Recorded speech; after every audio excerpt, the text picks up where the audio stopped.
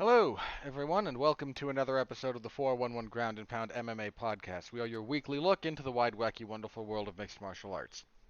I'm Robert Winfrey, wishing you all a happy Easter as I'm recording this on Easter Sunday. It was a good weekend for me. Good weekend for a lot of folks of my religious persuasion. This general conference was this last Saturday and Sunday, so not gonna get into it here, but been a good weekend. All right, on the agenda for this evening, because you're not here to listen to me prattle on about my religious beliefs, we got some stuff to talk about. The UFC's next card, which will be coming this Saturday, UFC on ABC 2. We'll have a full rundown of that. Several fights, well, a few fights got announced. Poirier versus McGregor, chief among them. We'll talk a little bit about that. Then there's some business news. We have some disclosed numbers about the new Venum deal, which UFC 260. Jeez. Event just happened, and I can't remember what number it was. UFC 261, 260, sorry, was the last. Was the last event on the old Reebok deal that went into effect in 2015. Now we have the Venum partnership, so I'll take a little bit of a look back at the Reebok deal, a little bit of what we know about the Venum deal thus far. Have a quick little talk about that. A couple of other little pieces of business news that I want to touch on. So yeah, we can look forward to that. I definitely am. Let's see. Okay, please interact with the product a little bit. If you're already following, thank you very much. Or subscribe to however your podcast platform of choice chooses to do that. If you could please give the video a like, a thumbs up, a rating, a review, a whatever it is. If you could leave a comment, again, or review if that's more appropriate.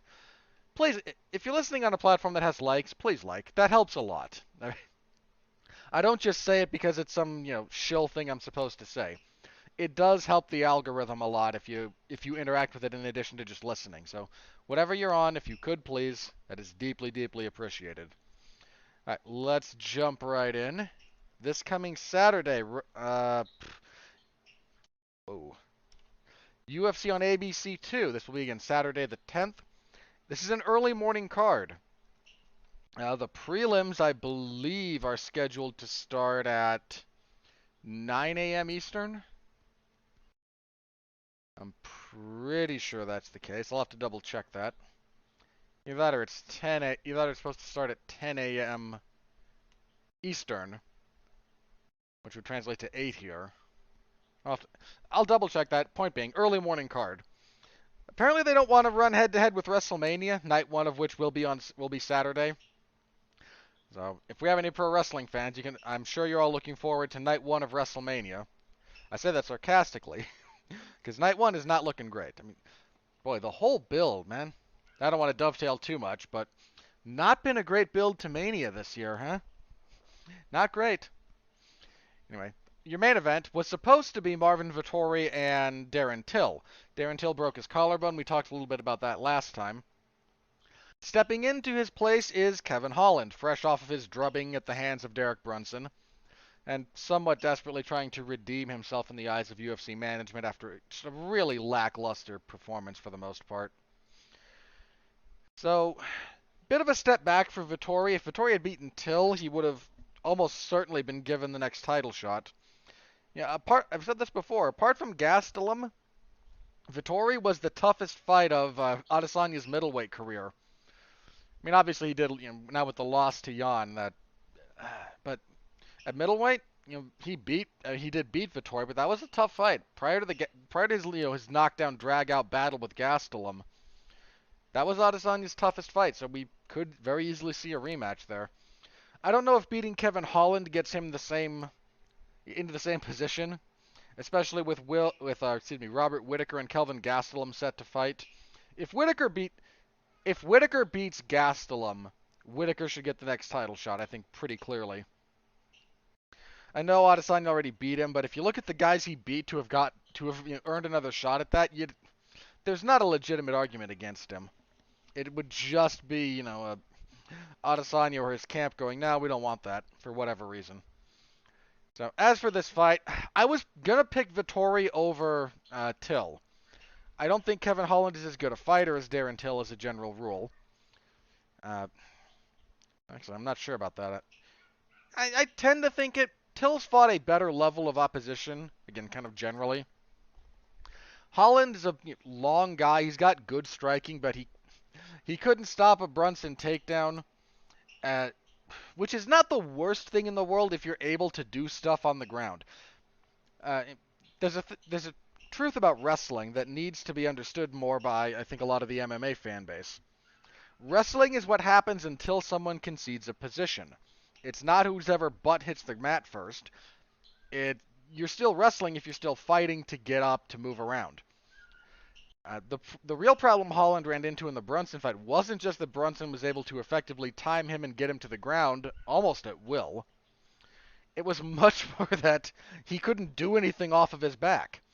He had no real ability to build up a frame properly, to hit a get up, to threaten with anything, to force a scramble. It was just I said at the time that fight would feel right at home in like 2006 or 2008 MMA. Somebody got a takedown and we're gonna be here for the next 5 minutes.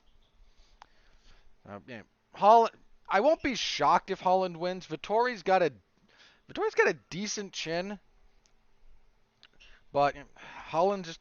I'm not going to sleep on the guy. I'm just going to say it like that. I favor Vittori.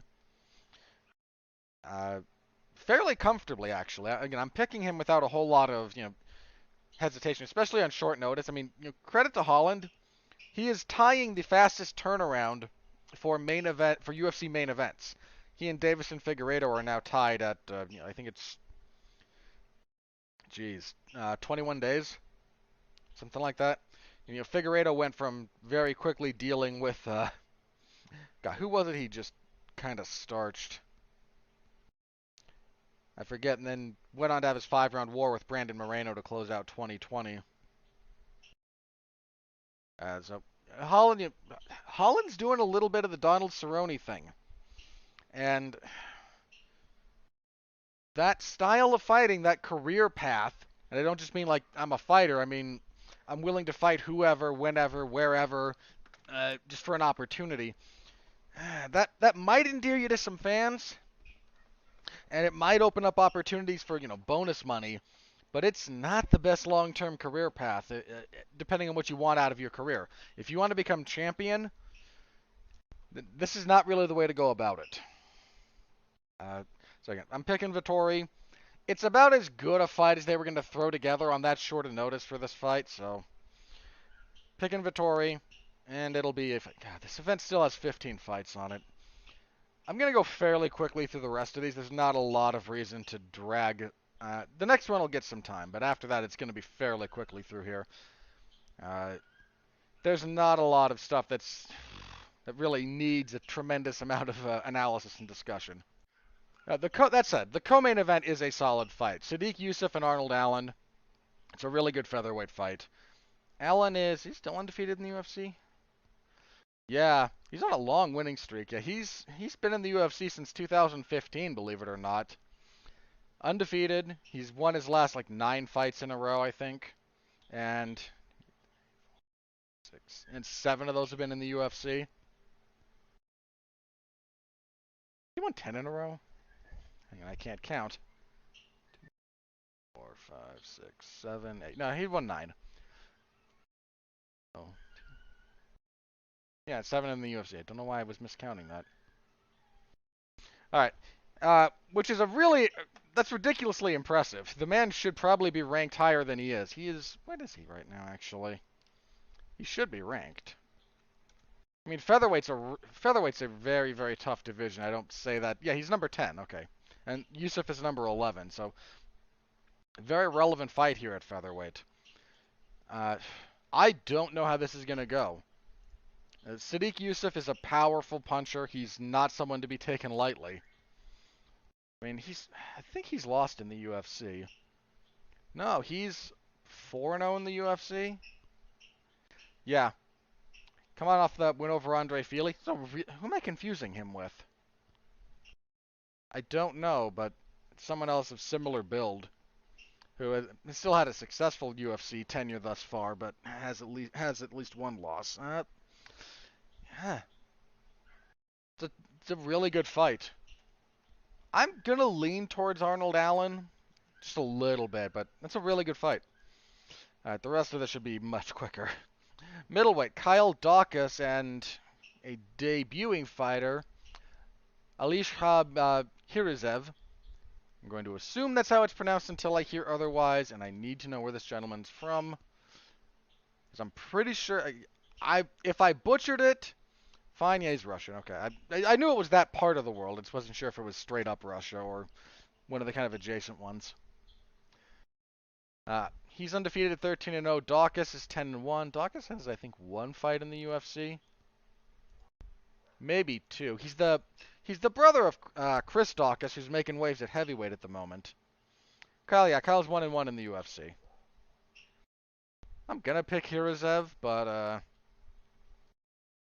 you're dealing with, again, a debuting fighter in Hirizev, and a guy who's 1-1. Uh, who knows? A lot of ways that could go. Sam Alvey will fight Julian Marquez. Sam Alvey back down at middleweight. Why is Sam Alvey still in the UFC?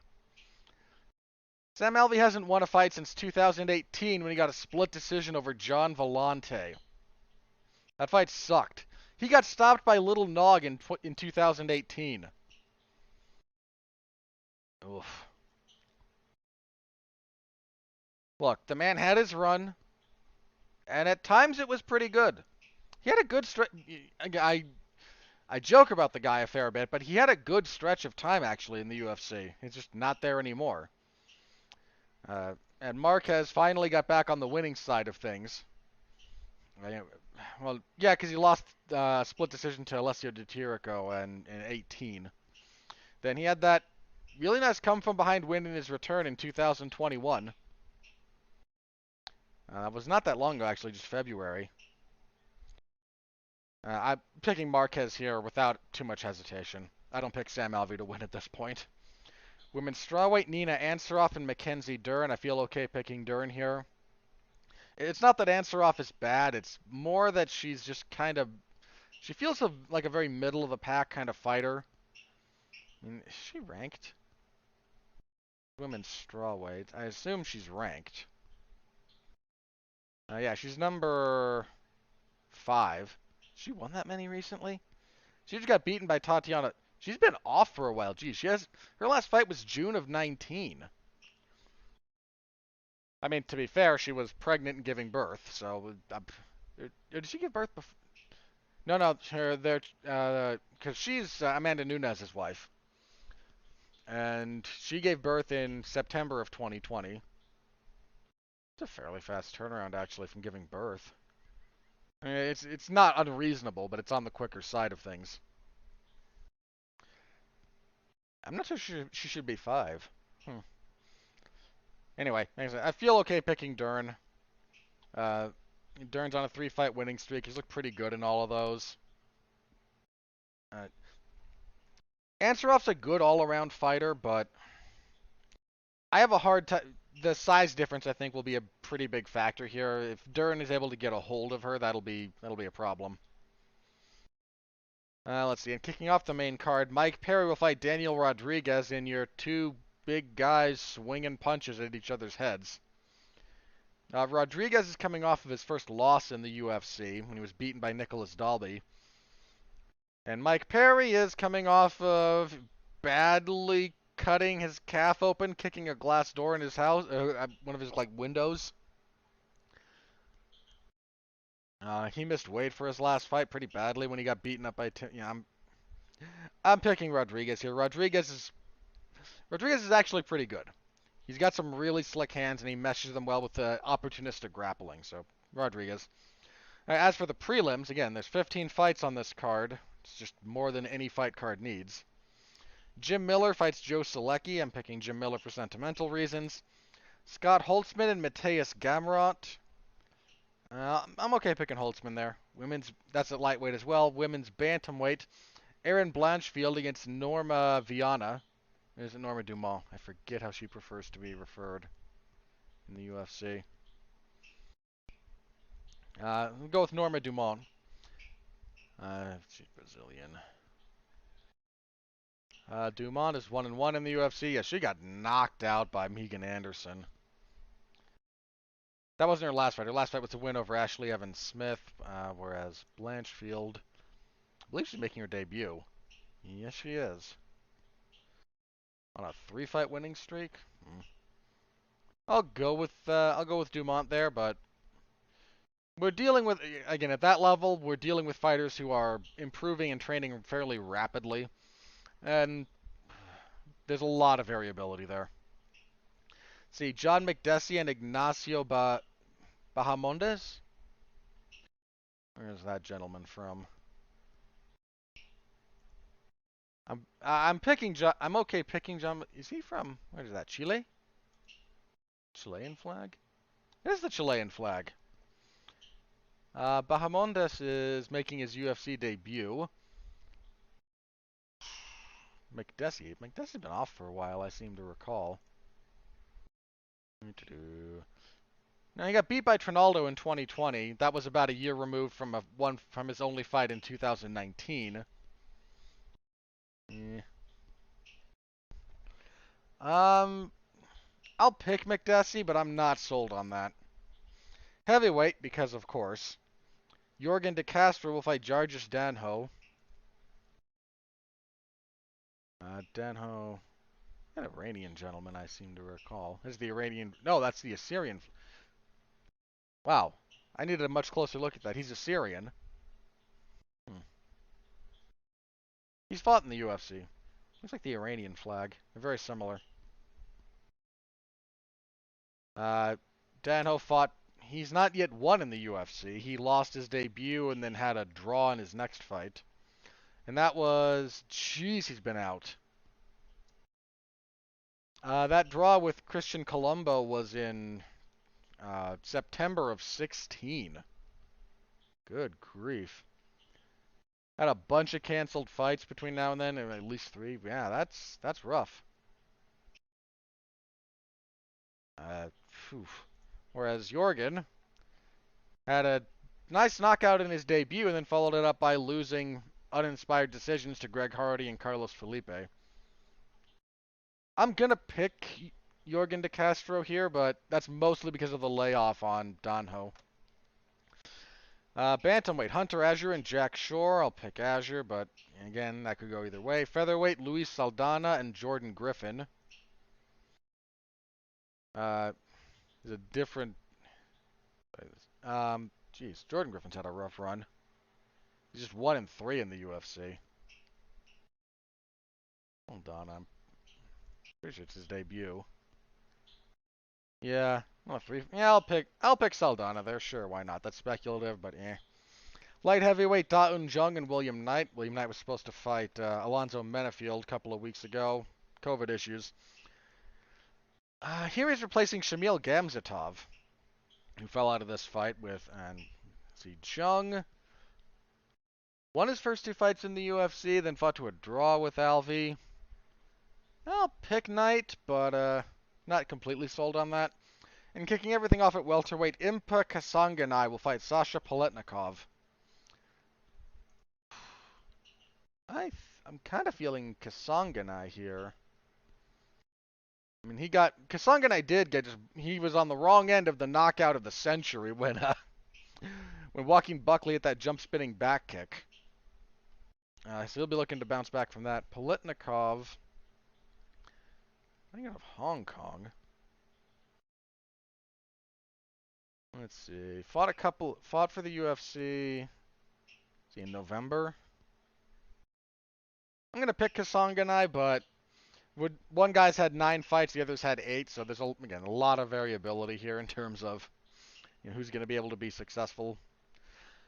Anyway, yeah, that is the card. So UFC on ABC, number 2. No way the main event lives up to UFC on ABC 1 when Max Holloway just put a historic beatdown on Calvin Kattar. Oof. Yeah, but I will have coverage this Saturday morning, remember, in the MMA Zone of 411 Mania, so if you're so inclined, stop by, get fired up for WrestleMania. I say that because I know most of the 411 audience is built around professional wrestling. I'm pretty sure they just keep the MMA section around as a courtesy to me. I don't know how much traffic it draws anymore, but I'll take it either way. So stop by, say hello. I appreciate it, as always. Moving on. We finally have the signed bout agreement for the trilogy fight between Dustin Poirier and Conor McGregor. They are set to meet July 10th? I want to say it was the 10th. Yeah, UFC 264, July 10th. That will be over what used to be known as International Fight Week. Whether or not they'll go back to calling it that this year is largely going to be dependent on how the pandemic is going in a couple of months, I think. Uh, Very clearly, the UFC would want that to be in front of a packed crowd. I think Dana White intimated he wanted to hold it at the whatever the Raider Stadium is in Vegas now. Is it the Allegiant Dome or something? I don't know. They've all got names, and sadly, all of them are just corporate names. So whatever that stadium is in Nevada, in Vegas specifically, that's where they want to hold that. Well, again, there's a lot of wait and see that's going into anything that many months out at this point. We just have to see how things play. But Poirier and McGregor, we all kind of knew this was coming. It's signed, it's sealed. Hopefully it happens. It will be a huge fight. If the UFC can actually get two Conor McGregor fights in a calendar year for the first time in a long time, be a big deal for them. Big deal, and that dovetails into some of the business that we're going to talk about, not next, but in a minute. But we're going to look forward to that one. I picked Poirier last time. I'll pick him again this time, almost certainly, but won't be shocked either way. Unless McGregor pulls off like a go-go plata. That would shock me, but if we're just talking about an outcome, McGregor winning, that would not shock me. But it's a big fight.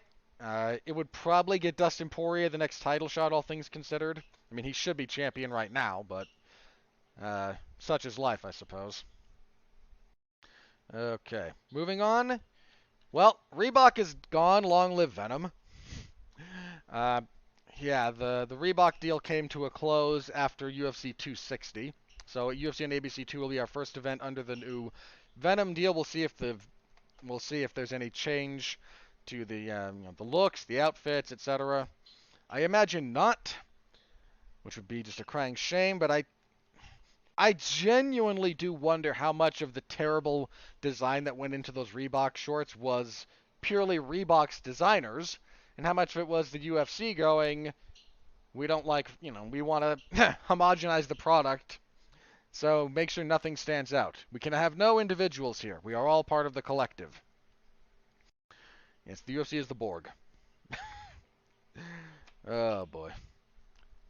So we'll be on the look. So we have to wait and see a little bit how the gear looks. I don't imagine a great change, but one never knows. We could be surprised.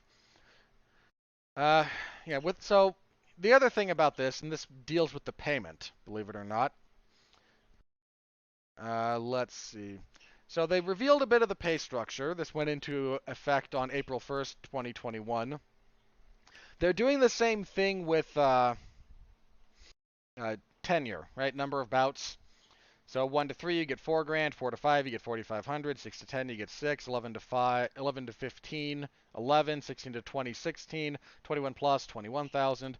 If you're challenging for a belt, you get 32. If you're defending a belt, you get 42. These are all thousands. So, what does that actually mean? Well, believe it or not, this is a decrease. It's so screwed up. I'll yell about the Reebok stuff in particular in a second, but when I say it's a decrease, the Reebok deal as such would pay out. I'll take the title defense thing, the defending champion would pay out $40,000 to a defending champion. This is 42. You might be saying to yourself, but that's $2,000 more. Isn't that an increase? If you don't take into account inflation between the Reebok deal going into effect and now, then yes. The Reebok deal went into effect in 2015. The rate of inflation for the United States dollar between 2015 and 2021 is about 11%, give or take. So $40,000 in 2015, an equivalent in 2021 would be $44,000. They're actually getting 42. Again, this is technically less money.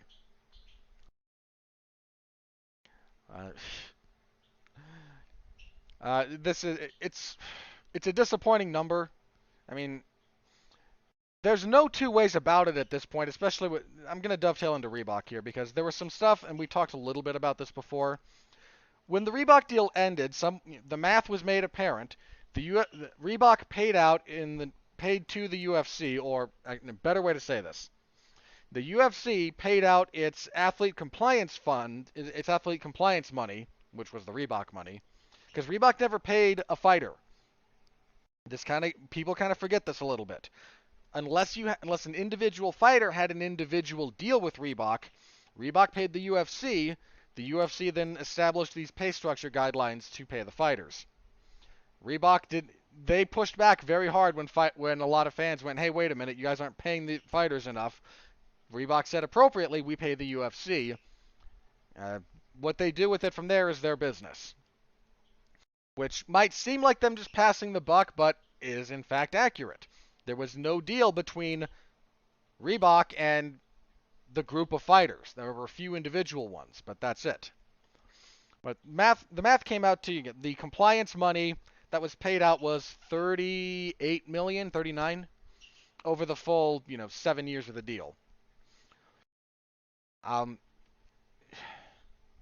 That is, look, one of the things that I think that was mentioned, in fairness to the Reebok deal, was that there were horror stories, real ones, about fighters struggling to get paid on time by sponsors. That was a real thing. It's still a real thing on the regional scene, and it didn't stop being a thing. But so there would be a consistency and a guarantee from a big company like Reebok that you're gonna get, maybe you only get $2,500, but having $2,500 in your bank is infinitely more valuable than an IOU for 15 that you never collect on, which is also true. But across the board, this was such a huge loss of revenue for fighters. I mean, most fighters in the UFC lost money because of this. I don't think that's a stretch, especially when you did the breakdown on the finances of any money that was going to any percentage that the fighters were getting of their gear that sold, because the UFC got a percentage of whatever was sold for a fighter's fight kit, and then the fighter's percentage came out of the UFC's percentage. It was horrible. It was just a giant financial loss for most fighters. And to be quite honest, if you pay attention, it was a black eye for the UFC. The UFC wants to be a big, it is in many respects a big sport in the popular culture. No other sport like this, no other sport that is structured like the UFC, not baseball, not football, not hockey, not basketball, none of them, would accept an exclusive rights deal for an equipment provider at that rate. They paid less than $10 million a year, Reebok. That's for something that is as big as the UFC. That's criminal. Look, Reebok may have taken a black eye in terms of public perception for a lot of things as it relates to this. Some of it deserved, like that horrible rollout of their product, which was comical. But they made a steal, they got so much value out of that deal. For what they paid almost nothing. Again, let's assume that the 70 million was correct, and that is the total that was paid out by Reebok to the UFC over that period of time. 70 million over, 7 years, give or take. So about 10 million, and probably less because the deal included stuff other than purely monetary compensation. I don't know exactly what that is, but that seems to be the case. To be the exclusive provider of equipment for something as big as the UFC, that's on, now is on ESPN 40 some odd weeks out of the year. It's insanely valuable. And they paid pennies on the dollar for what they got. I'm almost positive. Now Venum seems to be doing essentially the same thing. I saw the joke that Venum did the old Price is Right bit. They bid $1 more than the previous guy. Uh, and ultimately, the only one who suffers is the fighters. And I'm not here to beat this particular drum, but thus far, if you look throughout the course of history when it comes to business to labor management relations, some kind of collective bargaining is the only way to deal with this. Well, this or you either get collective bargaining, whether that's a union or something adjacent to it. And I'm not the biggest pro-union guy in the world. There are some unions that are criminal, and that's not an exaggeration. But you do need some kind of collective bargaining to have labor deal with management when you get this big. That's the only way that things actually work. Whether you think individual unions are good or bad, when you have a large company and a large labor force, it's too big and unwieldy for a lot of individual stuff. But short of that, or you either get that, so from the bottom up in terms of the workforce to management, or you get laws, be those state or federal, from the top down. Those are the only things that impact this stuff. And if fighters aren't happy about it, and they shouldn't be, no reason to be happy about this, not really. Yeah, that's basically the only way. And for some reason, well, I shouldn't say for some reason. Look, if you want a microcosm of why this will continue happening until enough fighters wake up to this, John Jones this week, in the last little bit, I'm not going to go deep into this, talked a little bit about some of the financial stuff between him and the UFC for the potential Francis Ngannou fight. The UFC offered him apparently $8 million, and he said this is a bigger fight than that, and I was underpaid throughout the entirety of my 20th decade of life. Well, my 20s, my second decade. But that entire, 10-year period of time I was in the UFC, I was underpaid, which is... Look, I'm not asking you to cry for John Jones. That is mathematically true.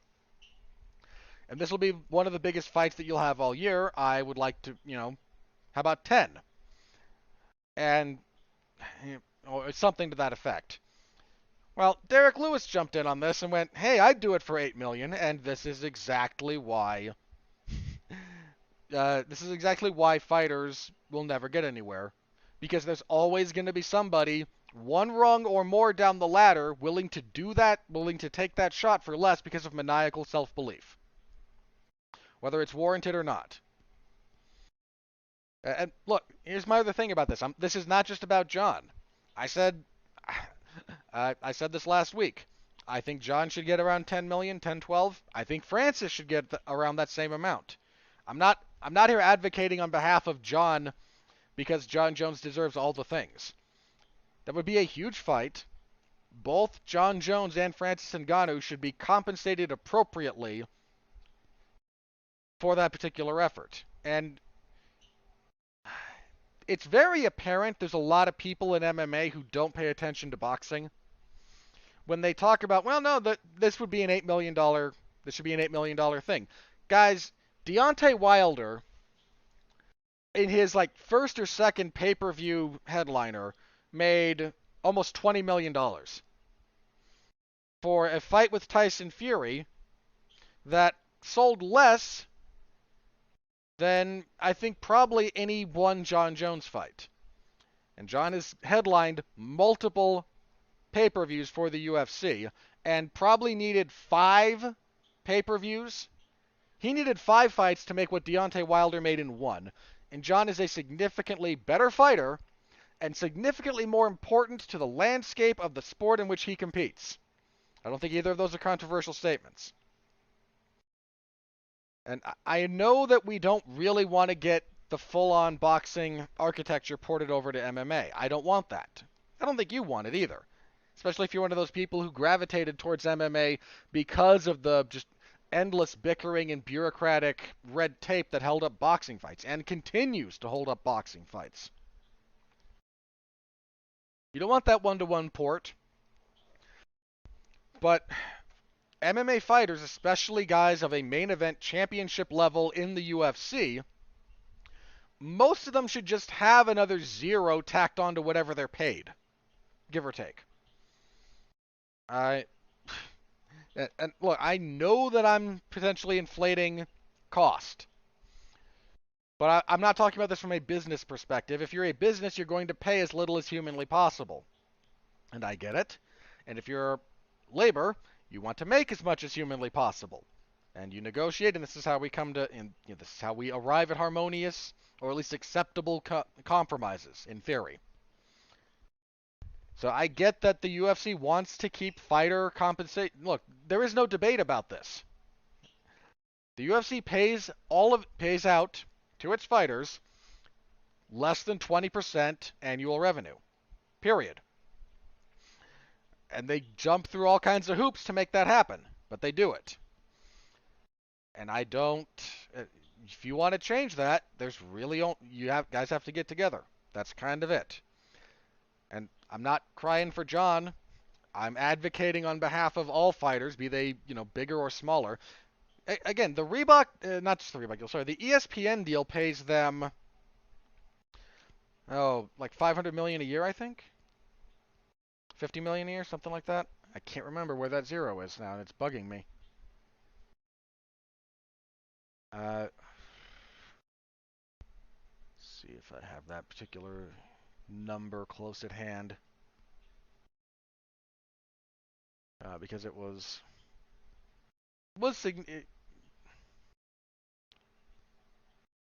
I do not, and now I'm annoyed.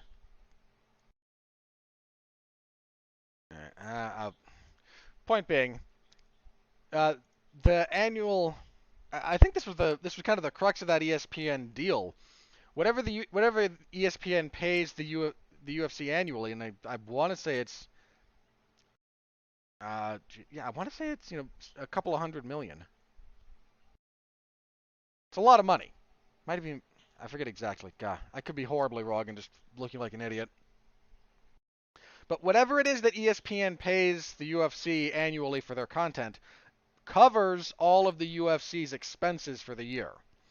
Now, some of this is complicated by who owns the UFC, and we'll get to that in just a minute. But they bend over backwards to keep screwing fighters. And we'll have to see how the Venum thing plays out, but I imagine the structure will be, at least what it currently indicates, it's identical almost to the Reebok deal. So fighters continue to get screwed. Same old story, right? All right. Moving on, because I just mentioned it, let's talk about who owns the UFC, believe it or not. You see, the UFC was owned, its parent company was Endeavor. Endeavor owned 50.1% of the UFC, so they own the majority. Because that's all you need is 50.1. The most anyone else can then have is 49.9. So what you say goes. This last week, they've been negotiating to buy out, and I think they have. I have to double check. They're filing to buy out the other 49.9% of the UFC from a bunch of other people. I think Dana retained a little bit of his ownership stake. I'd have to double check that, but he might have. There were other people. There was who else? Let's see about that. There was a lot of private. Again, this was all private investors. This was not public. But let's see. Yeah, we have several. We have a bit of a list here for private investors. There was Paul Singer Elliott's Management, MSD Capital, Silver Lake, Tencent and Third Point. These are all just investment groups. Some of Endeavor's clients had a bit of a stake in the UFC.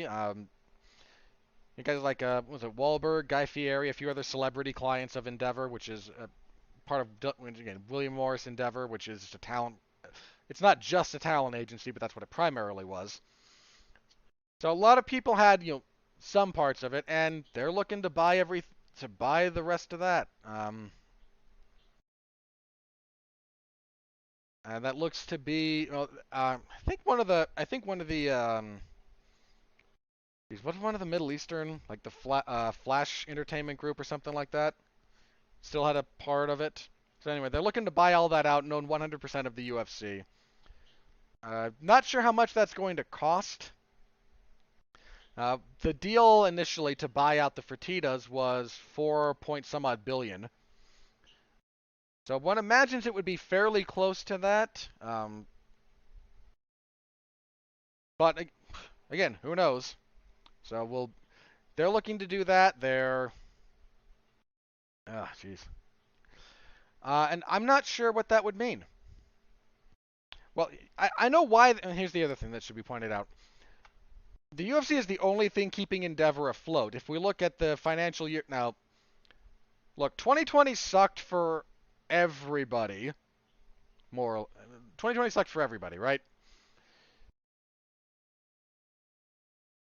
Yeah, not too many people had a banger year in 2020. All right.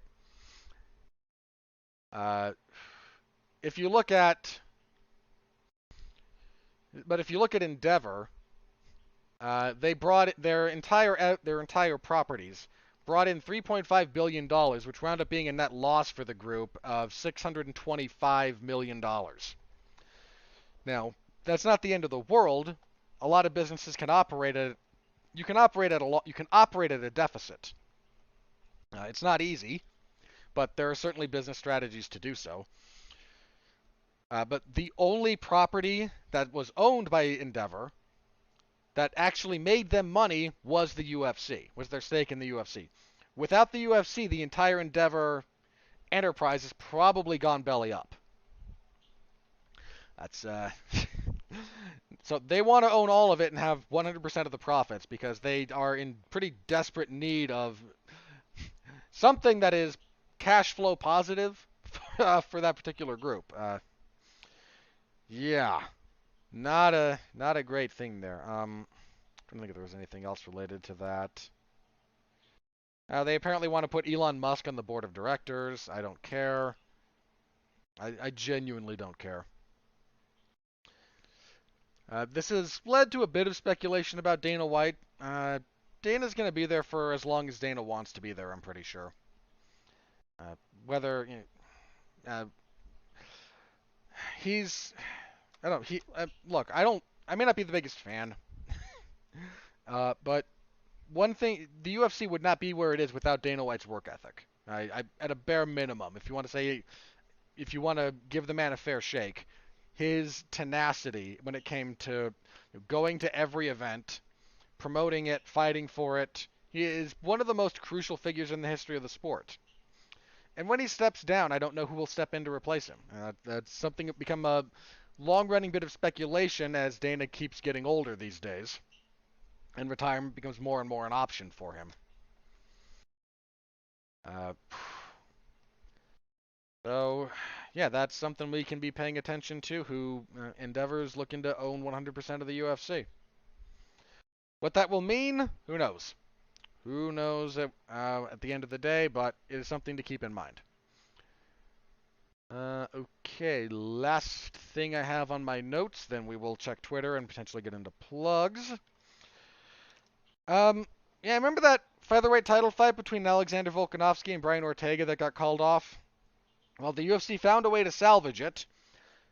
Volkanovski and Ortega are going to coach this season of The Ultimate Fighter.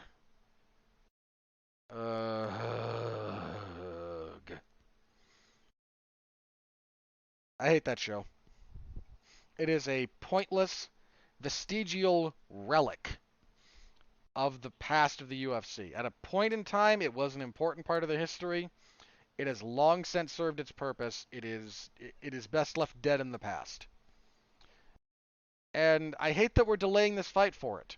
I hate that we're holding up featherweight for it. Featherweight's a really good division. Could use the turnover. But instead, we're going to waste everyone's time. You know, I saw this stupid thing on Twitter. I think it was Jack Slack. If you want to bring back the Ultimate Fighter, don't put champions as coaches. Don't do the champion and number one contender. Do recognizable names, but who make those stupid old man fights. And I think Slack's recommendation was Do Diego Sanchez and Donald Cerrone. And you know what? I wouldn't watch it. I'm not going to watch this. But that would at least not hold up a title and might provide for the kind of car crash entertainment that people watch that stuff for. Holding it up with champions and title fights, holding up the divisions like that while you film and then air and then ugh. I hate it. I will not be watching that. I will not be I will not be watching that on my own time, and I do not expect to be covering it either. Just no. No, it's no. I hate it, but it's news, and there it is. And I'm sure there are people out there who are excited about the return of Tough. I don't know who you are, or how much head trauma you've suffered, or who hurt you in the past, but I'm sure you exist. Know that it's okay. You are still loved. You are still a valuable member of society, and please, I just really wish you'd make better choices. But that is my last bit of news, so let us go into a quick check through Twitter and see if anything crazy is broken while we've been recording this. Been a really fast show, actually. Alright, nothing crazy MMA related has broken, so let's go ahead and get into plugs then. I had a pretty busy week last week. I pinch hit to cover WWE Monday Night Raw, which was one of the worst episodes of wrestling television I've ever seen. Just seriously, seriously awful stuff. I covered MLW. I also covered AEW Dark Elevation that same day. After the fact, not live. I covered MLW's Never Say Never event on Wednesday, and actually wound up recording after the fact a podcast with myself, Mark Radulich, and Chris Bailey, where we did kind of a live watch along for it. So you can find that as a podcast. I covered WWE SmackDown Fridays, so I covered last week's when Daniel Bryan got to stand tall, heading into the triple threat. I will be covering it this week when Roman Reigns will stand tall, so everybody got their moment. Let's see, what else am I doing this? We also did a review for... last week was our review of the anime Pacific Rim the Black, the Netflix exclusive anime, which we had a lot of fun talking about. And what else? God, I feel like I missed something. So we did that. Actually, no, that's it. Yeah, that and the. So you can find my other podcast over on the Rattleton Broadcasting Network, or we're a subgroup of the W2M network.